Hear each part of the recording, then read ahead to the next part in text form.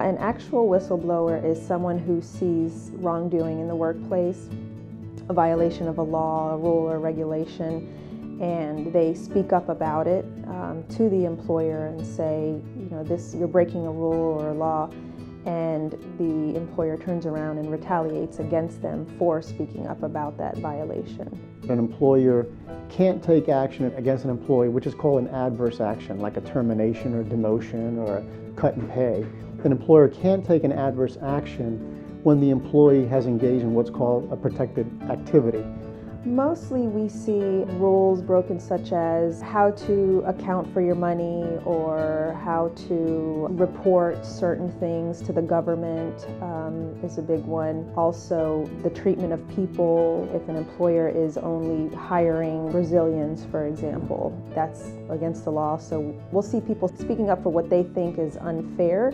Sometimes they know it's against the law, sometimes they don't, and they just feel in their gut, this is not right.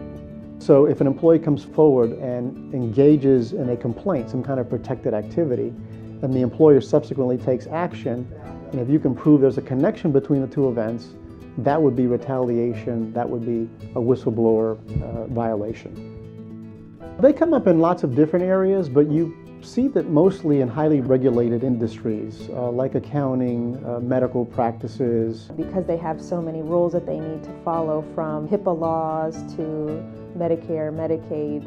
Anything that has a lot of regulation by way of how an employer is supposed to handle their finances, their billing practices, that's usually where it comes in.